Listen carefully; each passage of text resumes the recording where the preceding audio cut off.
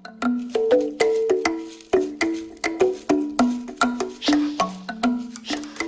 you can see, files, maybe document like this, you will see this, you will see this different type of files.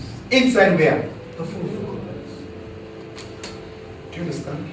So if you open TrainingSol SBTS group combination started out in 1999. Since then, we have been able to branch out to Sierra Leone, where we found the need for TrainingSol to be much bigger. So we had our first stint with TrainingSol Sierra Leone back in 2005, 2006, where within that period, what we did then is to provide training using e-learning and other opportunities, primarily because we realized that a lot of the classes that were being taught were too old to be useful to students who were now trying to get jobs within the various industries that they were trying to target.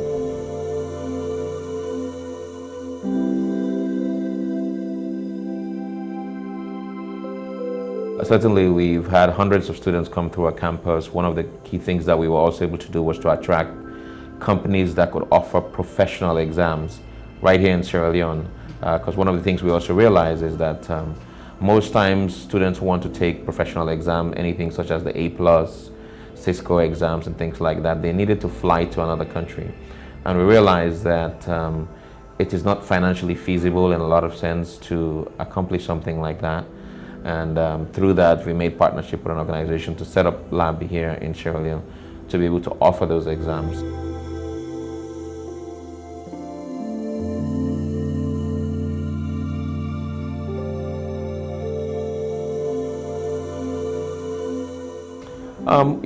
We have a vast range of types of students because now, as it's TrainingSol as its own body, is a much bigger institution than we had before.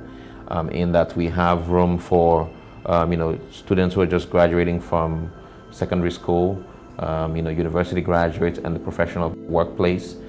So within the three sectors in the professional workspace, for example, we're doing a lot of leadership training, and this is to all the corporates. So whether you're talking, when I say all the corporates, we're dealing with a lot of the major corporates. So London Mining, for example, Airtel, Sierra Leone Commercial Bank, Standard Chartered Bank, Guarantee Trust Bank, numerous institutions, some NGOs like Advocate.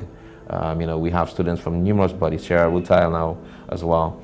There are different organizations that we're doing training for, and a lot of these also coming into that professional workspace. So soft skills that people need, how to negotiate, customer service, sales and marketing.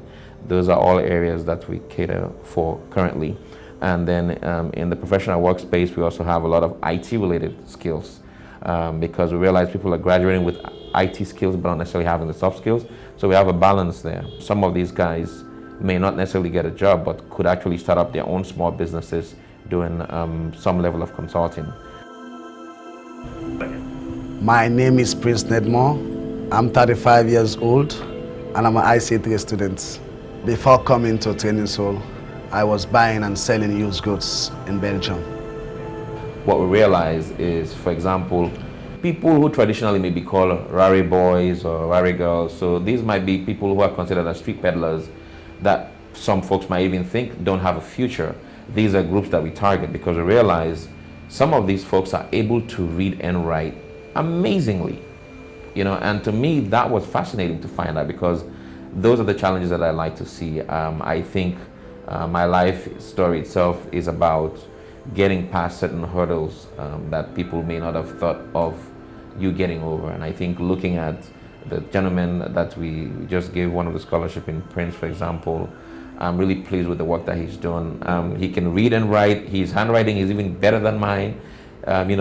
Went to secondary school and everything, and all he needed was that extra push. He lost both of his parents, at some point in time, and really that was the option for him. But we realized that giving these sort of folks an opportunity is changing the dynamics even within the classroom, because the students are also seeing someone who's actually challenging and letting them know that I belong here, and has not only proven that they belong there, but are actually succeeding at it as a role model that I think can actually go back to the community to say, yes, I can too. All my thinking is one day I will be an IT technician. That is all my dream. That is all my dream. I think, surprisingly, what people don't realize is that training the Sierra Leonean worker has been part of our secret.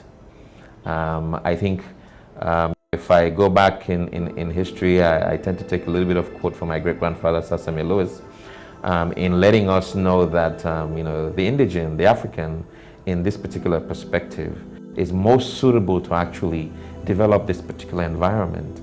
And it is because of skill, it is their home and everything.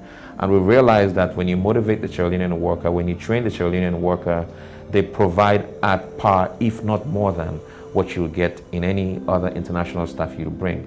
So what we aspire to do is to continue training more Sierra Leoneans, challenging them, giving them more responsibilities, and making sure that we're creating a future together. Sweet Sierra Leone.